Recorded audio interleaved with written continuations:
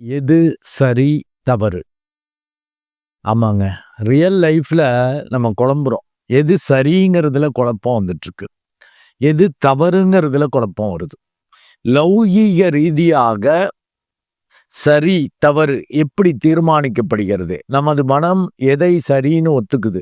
எத தவறுன்னு ஒத்துக்குது? அதுல ஒரு புரிதல் ஏற்பட்டுட்டா, இந்த உலகியல் வாழ்க்கையில ஜெயிக்கலாம். சாதாரண மனநிலையில இருந்தீங்கன்னா, தவறுன்னு படுறப்போ உணர்ச்சி வசப்படுவீங்க.